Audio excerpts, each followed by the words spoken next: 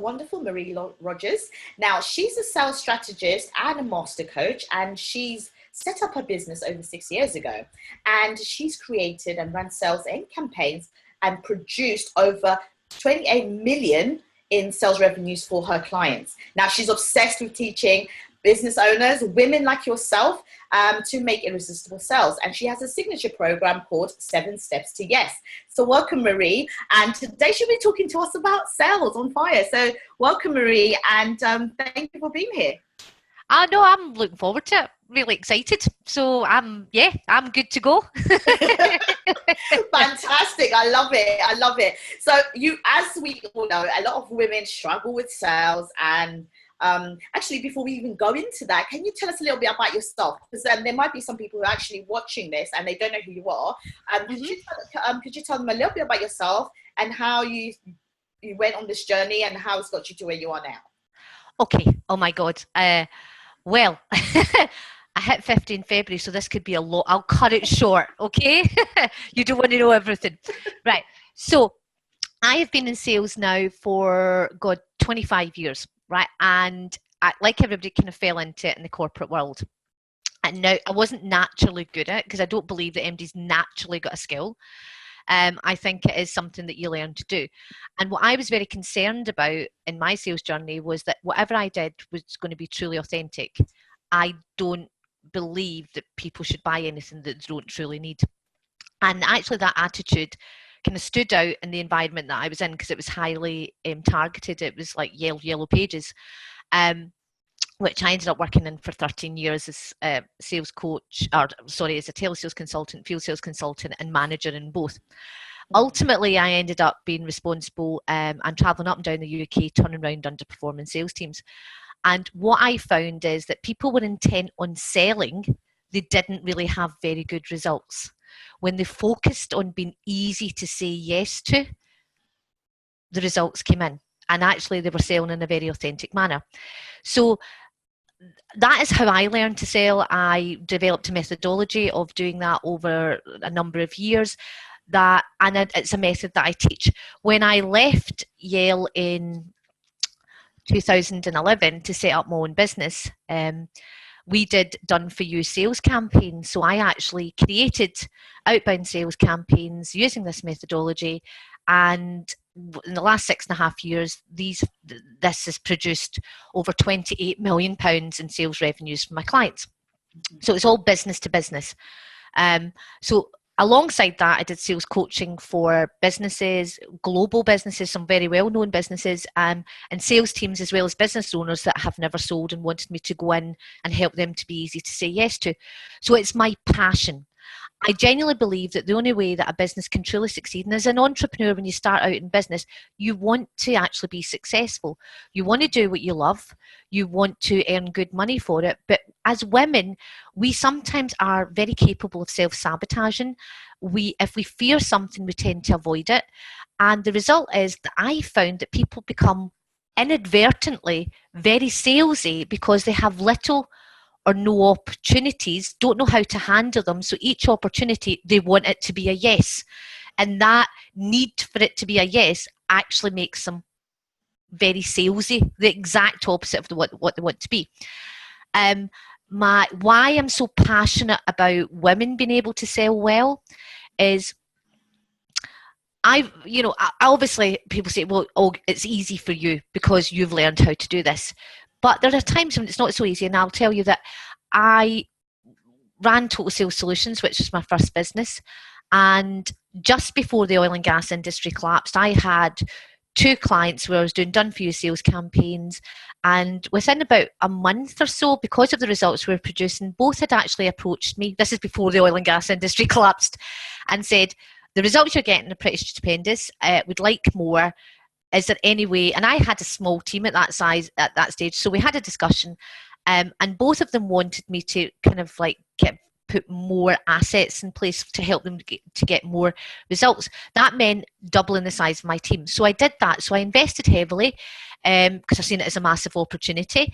And I doubled the size, I took on a second office, doubled the size of the team, invested in technology, all of that. And literally within a matter of just a couple of months, the oil and gas industry collapsed. And with it, took two of my biggest clients, where I'd focused an awful lot of my energy, an awful lot of my time.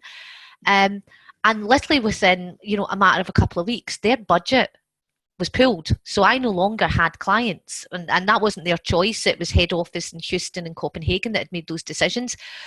The end result then was a period of a few months where I really struggled to sell because I was so attached. I had a big team now, well, a bigger, double the size of team than what I had. I had overheads that I hadn't had before. I'd invested all the money that I'd got in the company. And I struggled because my mindset wasn't there. So I actually became what is now my ideal client. And it took me a few months to actually get over that. I also did something which is, I counted up. In a 6-week period, I actually downloaded 146 free downloads that I thought were going to be my savior, right? I can actually tell you I've only ever read 3 of them. I've never really practiced it. So I actually was looking online for all of these quick fix magic bullets, and there wasn't any. So when I took and licked my wounds a little bit and made some tough decisions, which actually what I realised very quickly was I'd ended up creating a job, not a business. I was actually building everybody else's dreams, not mine. I was overwhelmed. I was actually to a degree unhappy because I was so busy that I was ignoring my entire life. It was all about work, work, work. And this work was creating everybody else's success, not mine. So when the rug was pulled from under my feet a little bit and I kind of struggled, it gave me time to assess, was this actually truly what I wanted to do? And the answer was no. I wanted to build my dream, not anybody else's. And what I'm truly passionate about is that if, the quick fix is somebody else doing it for you, but actually being able to do it yourself is truly the mark of building a successful business. So I now focus solely on sales coaching. I still work and still have that business, and it's changed completely. It now works to suit me rather than me suiting it. I still coach businesses and everything like that, but I launched this year Sales on Fire online, and that was just, I came online in April, kind of in May, kind of just went, here I am. And in the last 6 months, genuinely have, oh my God, I would say it completely ignited not only my passion, but the clients I'm working with. I'm helping people fall in love with sales. I'm working with clients that haven't actually even sold for a year. And suddenly I just had a video there where one of my clients turned around and says, I've had more sales conversations in 2 weeks working with Marie than I have in the last year. That floats my boat. So I'm now charging what I'm worth, working with fantastic women and seeing them really light up with confidence and learning to sell in a way that's truly authentic to them and become really easy to say yes to. Really, it's just, I am really, really lucky to be able to do that and earn good money doing it as well. So that's me. I now build the business that I want. It's profitable. I enjoy it. And I'm not saying it's every day is fantastic. I don't have the perfect life. Far from it. I work my backside off. But I truly enjoy what I do. And that's so the worst thing actually became the best thing that ever happened to me. Who knew? And that's the thing, because I think people don't realize that you can learn from whatever happens to you, good or bad, especially when bad things happen, or the things that we see as bad, we can actually learn from it. And I love the way you just turned it around and made it your own. I love that. But you spoke about charging your worth. Now I know this is like a side like to the side of stuff, but I think it goes hand in hand in sales, because I think when you're selling yourself, right? There's an element of your positioning yourself and selling yourself. How do you, if you don't feel worthy, because I know a lot of ladies, this is it's a big thing. You're worthy, and I cannot say this enough, and I'm sure Marie's going to say the same thing. But how do you go about charging what you're worth when you do not feel worthy? Oh, sorry, my apologies. I meant to just turn that off. This is what not to do. It's live, right? Okay, make sure that as I'm multitasking. Sorry, I'll just turn. Right, that's off. So that's all right. I'll cut that bit. So I'll ask it again. Okay. So how do you go about charging what you're worth when you do not feel worthy within yourself?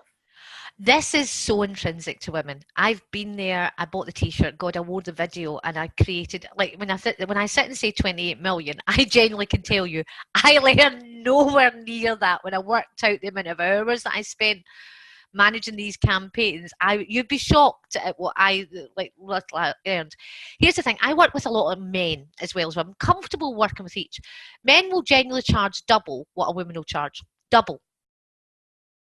Okay, and that's on average.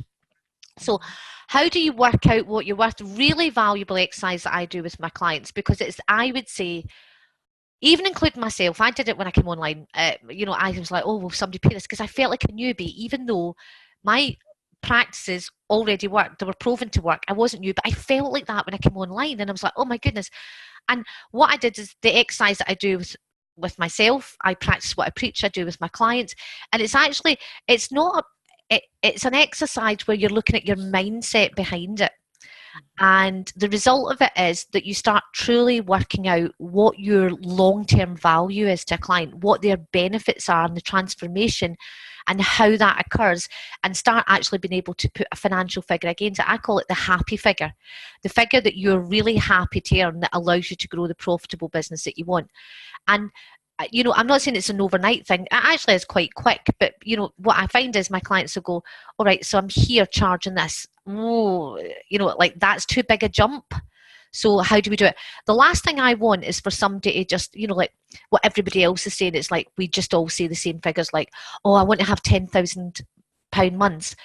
And you're happy isn't that? Because you're sitting at the moment maybe earning 1,000 or 2,000 a month. So that jump is like, although you want it, do you truly believe you're going to get it? So what we work on is the mindset of what is the jump, to what level, and where can you jump to next, so that each stage that you're really comfortable with that up leveling. Because you've got to be comfortable and you've got to own it and feel happy about it. Because if you don't and you worry about it, that'll come across and actually you won't charge your worth. So that's what we work on, an exercise. I'd love to do it here, but it kind of takes a little bit of time. No, absolutely. And I think that's the thing. I think people do the jump. I've seen people talking about millions of pounds, and you're just like, well, how much are you actually earning right now? So you've got to believe it. It's not about everyone else believing it, right? It's about you yourself believing it. Yeah. And there is a way to up level, but I think as well that sometimes we get stuck in our own heads. That's the problem as female entrepreneurs, particularly when you're working from home. A lot of everything's fallen to you. So you kind of second guess yourself, and you think that if somebody's saying no, the reason why they're saying no is that your prices. I can actually tell you, in well over 90% of the cases, it's got nothing to do with your price. Actually, you're probably charging too little, which could be putting people off. Yes, that's the big one, because I had to learn that the hard way. We all do.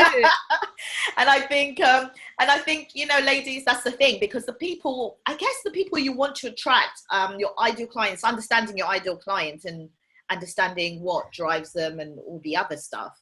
But if you charge too little, they might think it's not worth it. So it's getting the balance right, and it's also an exchange of energy. I genuinely feel that I have a lot of people that, when they first come to me, are offering free this, free that, free the next thing, or free calls, free discovery calls, free this.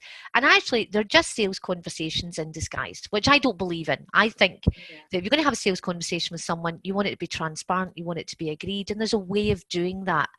I also think then that people feel very awkward over the money talk. They just don't know how to introduce, the options. So, my quick tip is don't ever offer just one thing. The ideal scenario is offer 3 options. Also, the ability to look at and understand how you take action, and being able to identify how the people you're speaking to take action really can help you relate the offers in a way that becomes super attractive. So it's not a one-size-fits-all approach, but it's a really simple formula that allows you to repeatedly use what works again and again. You kind of want to make irresistible offers to the right people. And I think that leads me on to another thing, which is really ideal clients is this thing that we're all, like when you sit there and I think, well, I could sell to everybody as a sales coach. It could be everybody, but everybody isn't my right client. And I think it's the same for everybody else. So it's working out what are the behaviours, the actions at the stage that people are at that make them your ideal client, so that you talk to them and attract them, because that's what will truly make you happy and show up as your best self and do your best work. Mm-hmm. Absolutely. And I think that's important, because yeah, you will have people that say, well, my product is for everyone or my service is for everyone, but it really isn't. It would just depend on who your client, who your ideal client is. Now, in terms of the first, I know you've got the 7 steps to yes. Would you be able to briefly just outline 1 or 2 of the steps and share that with us? Yeah, absolutely. I've got a free ebook, and I'll share the link so that everybody can drop on. It's interesting, the feedback I got when I actually offered this within my group, and a couple of people came back and says to me, why are you giving this away for free? Because actually I attended a course, and actually the information that you're giving, I took 12 weeks to get, and it cost me over $2,000, and you're giving it away for nothing. And I'm like, here's the foundation for how to sell really well and become easy to say yes to, so you can set your sales on fire. So it's a 7-step process, and I'll just give an overview of each. Yeah. So the first one is connection. Number 1, connection. No, nobody's going to be misled like that. People have kind of got to be aware of you. So how do you get, as I call it, someone's radar, or they becoming your radar? Okay. So how do you then still build it to a connection? And when you connection, how do you build a know, like, and trust? Well, my advice is, you have to spend time not going straight into business, because it's very off-putting. And at that stage, you kind of want to know, do I like the person that I'm actually speaking to? Spend a little bit of time having a chat and kind of getting to know each other is really important. Loads of things you can do. You can always speak about the weather. Let's be honest, we're really good at speaking about the weather. So even that is a good topic of conversation. I'm in Scotland. We've always got crap weather. So I speak to people all over the world, and I love going, what's the weather like with you? So just spend a little bit of time. It's important to connect. Once you've done that, the next step is lead. Now, this is the area that I genuinely feel that even when I go into top sales teams, is the area that is pretty weak, because if you don't lead a conversation, you follow, and nobody will buy from a follower. So how do you lead it in such a way that it's interactive? Now, I'm not talking about leading it as, this is my agenda, this is what we're going to do. So it's an interactive, agreed, led conversation, because ultimately all you're doing is having a conversation that you help lead to a decision, and that decision can be yes, it can be no, or it can be I need more information. And you have to be happy with any of those.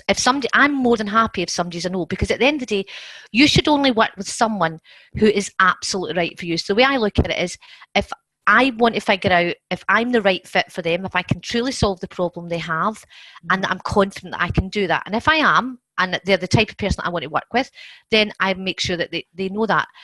The other thing is that they also have to feel the exact same thing. If there's any part of either of us that feel that it's not a right fit, we must not work together. And I always make that very clear. And I think that allows people to relax, because you're not going to sell to them. I don't want to take off everybody on as a client, because I can't work.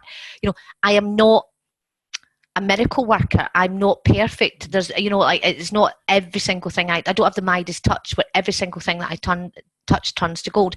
So I'm very selective about who I take on as clients, and that's why I have a crazy high success rate. That's why my clients, in the main, are all raving about me, is because I don't say yes to everybody. So leading a conversation is really important, so that you know that there's an outcome and there's a decision getting made. Because what tends to happen a lot of times if you don't do that is 50% of most sales conversations fizzle out and end up in nothing. They don't show up for the second call. You don't ask them during the call. That's 50%. 50%, 1 in 2, gone. No opportunity gained just because you didn't know how to lead a conversation. So really important. Third one is struggle, the pain point, the problem. Where they are currently that they don't want to be. How is that impacting on them? There's questions that you can ask, and I'm a big lover of being really good at asking questions and listening, because that's the sign of a true, authentic salesperson. It's the people with the crazy high success rates know how to question and listen, and draw out information, thoughts and feelings that people even weren't aware that they were truly feeling. Because a lot of times we say what's on the top, the Titanic effect.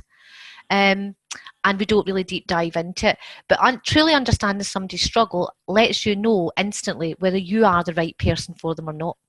The next one is desired reality. Where do they want to be? And why do they want to be there? What's the impact? What's the benefit of them being there? And being truly mindful and understanding of how important that is to them, which leads you on to number 5, because 4 is desired reality, which we're talking about where they want to be. Number 5 is urgency. Why does that need to change now? If it's not something that they truly want to change now, they shouldn't work with you because they're not ready to take action, and you shouldn't take them on as clients. So how do you explore the level of urgency to really determine that it's the right time? Because it's not always.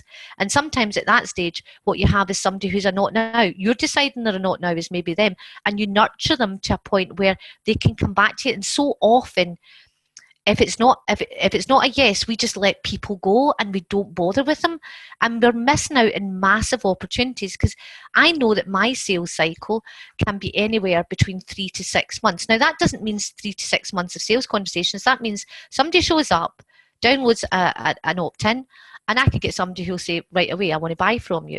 But other people will show up in my group. They'll look at the weekly lives that I'm doing. They'll look at how I'm interacting. And then they're like, something's happened. They're like, I now want to speak to you, or I'll reach out to them. Now that can take a little bit longer. It can take, but I'm asking people to spend money with me. So they kind of want to know what I'm like beforehand and how authentic I am, and because we've got a lot of savvy buyers nowadays that can actually go online and actually do a lot of research. So, and I think that's really important. So for me, urgency is a really important one. And I think we try and create urgency for people that's not really there. And we then, if they don't say yes, it's like gone. Oh my God, we probably are missing about 80% of our opportunities just because we don't know how to nurture someone. That leads on then to number 6, which is basically invite an offer. So basically, that's where you talk money. But there's a way of doing it that's really comfortable, that really helps your potential clients decide what suits them best. My biggest thing is don't offer just one way, because it's a yes or no. It's just the wrong thing to do. So I've kind of got a 3-step process within the invite and ask that really is pretty. It's basically you enjoy money talk and you make irresistible offers. That's what I like. I want people saying yes if it's right for them. And the last is follow up. Again, like lead, follow up is the one thing that I think is mainly missing from over 90%, well over 90%. How do you follow up with the yeses? How do you follow up with the nos? What is follow up? Follow up isn't, oh, I'll give you a call or you get back to me. It's agreed actions, diarised, or instructions that are going to take place over a period of time. And it's how do you do that, and who do you do it with, and how do you customise it? So those are my 7 steps. And yeah, the average success rate once they're employed from my clients, because obviously I measure everything, is basically it's well over 80% actually in terms of actual sales conversations turning into yeses. So they're really, because they nurture them as well. So really good success rate, which I'm really proud of. Love it. Oh, fantastic. You make sales sound so fun. And, and I think that's key. You have to have fun with what you do. And, you don't want to go into the sales call with someone and someone's trying to sell you something and you feel a bit icky and bored, and, you want the energy, and you're bringing it. Well, the fact is, if you're okay with a no and you actually expect to get, not every sales conversation should end in a yes. It absolutely shouldn't, because that's you just selling to everybody. But people are needing yeses because they don't have enough sales opportunities. So for me, I work in 4 things. I work on the mindset, how to actually open up to the fact that you can do sales really, really well in a way that feels really, really good and you really enjoy. And I actually had somebody just, again, one of my clients turned around and says, I never believed this would actually happen. And she's there. She's not only fallen in love with sales, she's staying in love with it. She's given up her job. She's consistently getting sales. And every week she's actually going, I've just got another new client. And it's now become her new normal, which she never believed possible, because she spent a year in her business working her backside off and not getting anywhere. I've also got a woman who's 68 who's now a digital nomad, just all from the results of the sales that she's actually producing online. And she never thought that was possible. So yeah, and you can have a lot of fun. You should have fun in your business. You should. Absolutely, I totally agree, because that's what makes, that's what makes people successful in a way. It's not just about the money that you make; it's about the fun that you have. And I love the fact that you spoke about follow up, because I think a lot of people do not follow up, and if they do, it's more like it's not strategic. And it's not, I mean, what tip would you give, your top tip to following, when you're following up? What would you say people should do? Diarise it, determine, like, don't leave the control of that follow-up in your prospective client's hands. Agree what your next step is actually going to be. One tip I use is, like, which do you prefer? They'll tell, so, like, if you want to get, so for example, if it's a yes, what's the next stage? Get your date in the diary that you're going to start working together. Clear a lot of it rather than sending out emails. Another thing with follow-up that I absolutely can't stand, it's a personal preference, but I just don't like it, is schedulers. I really don't like schedulers. I think they disconnect you from a potential client. It makes them feel like they're not important enough. That it's like that it sets from before you even start having a conversation with someone. Here's how you can interact. It's fine if they go onto the website. It's great that you can actually use a scheduler. But I think if someone is in some way wanting to speak with you and you send them off a scheduler, you're really kind of telling them that your time's more important than theirs. Mm. Subliminally, because you're kind of got, like, imagine I've actually just sent a message and just gone, oh great, thanks so much for getting in touch with me, I'd love to speak with you, let's sort out a couple of dates that are fine, and you can go over and back. You're already starting to connect, you're already starting to lead your way up for follow-up, which is like, I'm not going to let you go, I'm going to actually manage it so that it's such a way that we keep this conversation going till you make a decision that's absolutely right for you. Follow-up is the one thing that helps people say yes with ease and no with confidence. If it's not, but most times I tend to find you'll get a yes and you'll get a maybe not now. So the follow-up with the not now is just hugely important. You've got to agree it so that you're not suddenly doing it out of the blue. Email list, email sequence can be important. I actually think we're missing a trick though by not having personal follow-up agreed. And that's what I'm teaching my clients to do, is not just rely on this disconnected kind of, you're part of a list and It's actually the personal touch really means a lot. So how do you agree that? Absolutely, I totally agree. I love that. But because a lot of people are on social media now, so how would you do the transition? How to get them to get the personal touch? Because it's not everyone necessarily. I suppose it depends on what your product or service is. But it's not everyone that you can actually necessarily get on a phone call. So how would you suggest, if you're not using a scheduler, for example, making the transition, going from, having a conversation maybe on Facebook or social media, because a lot of things happen on social media, to having the phone call?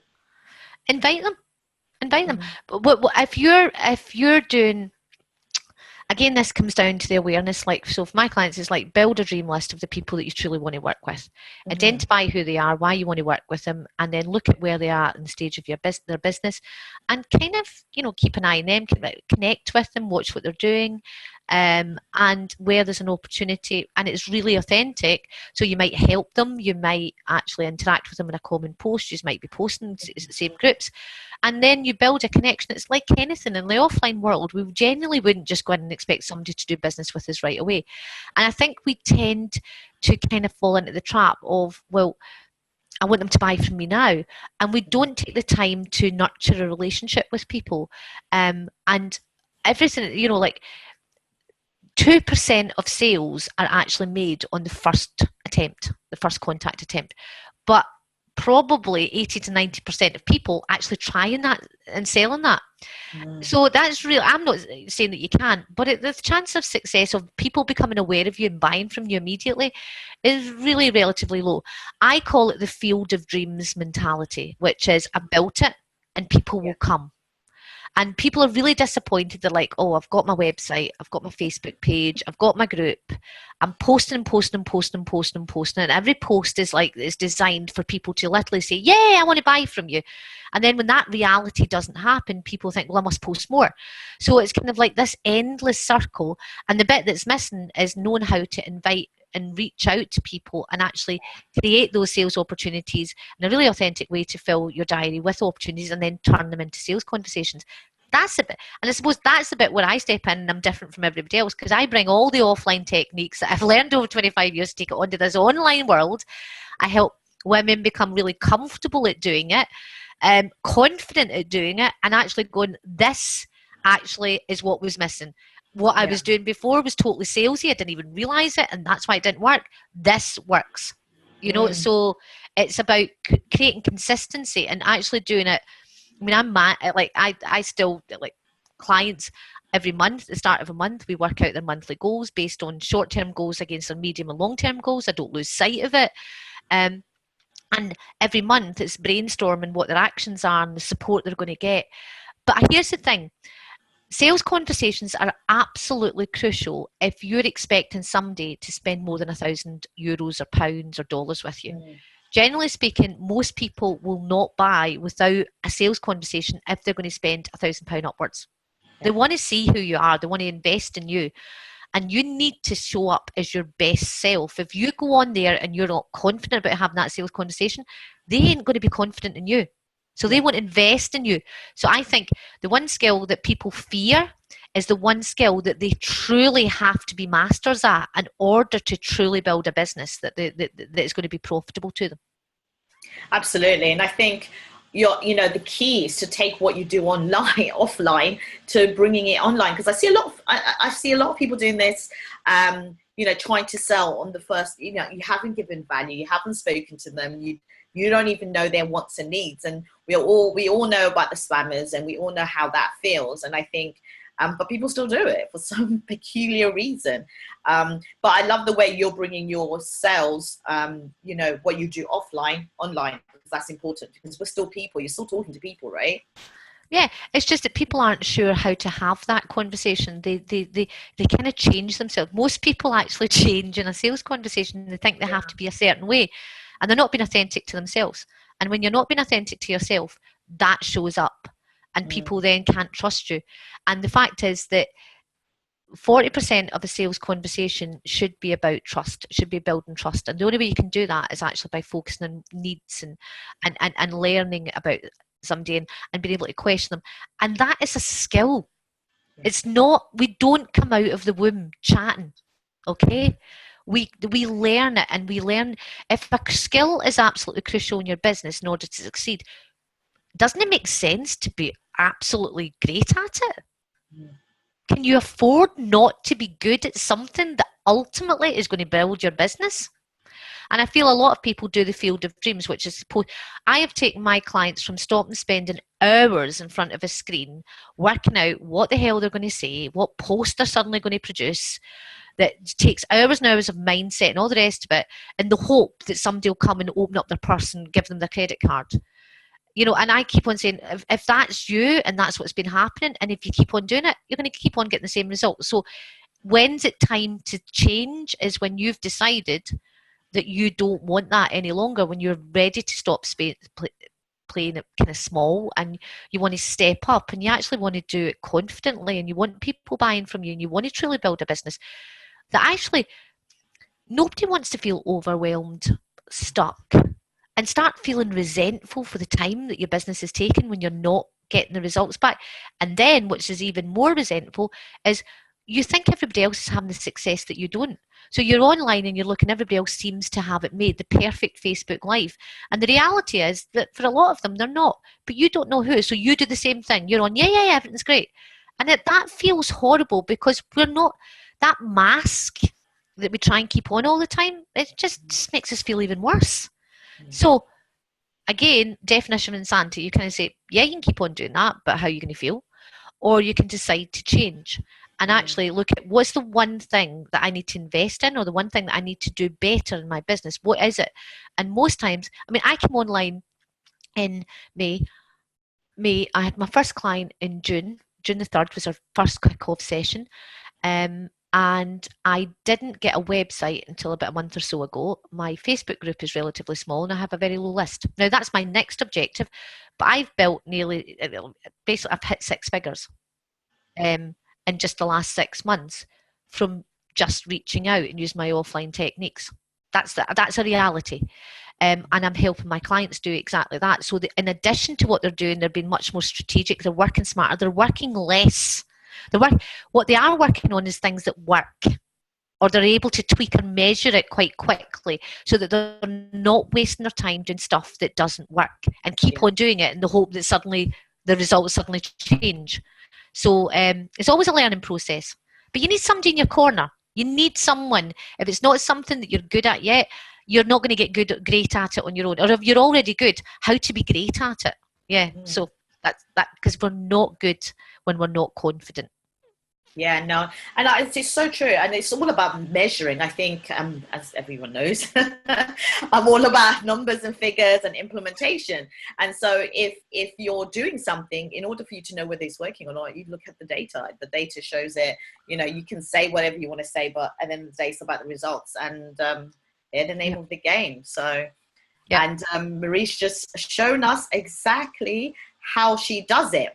So if you want to know more about what she's doing, and actually, because she's given us a lovely gift, which is below, the 7 steps to yes. So click below and get your free gift and start implementing all the strategies that she's got in her free gift, and also start implementing the steps that she's given here. Start having those conversations. Get those people offline if you're talking to them offline, and if you're doing face-to-face conversations, you know, get talking, build the relationship, get to, you know, take the first step, which is connection. Start connecting and leading the conversation. So thank you so much, Marie, for being here today and giving us all those wonderful information for everyone. Okay, thank you. Thanks for having me. Oh, it's wonderful. Thank you so much. And I will definitely see you all in the next video. So take action, and I want to hear from you what your thoughts are. And go ahead, click the link below and get your free gift. And see you soon. Bye. Okay, bye.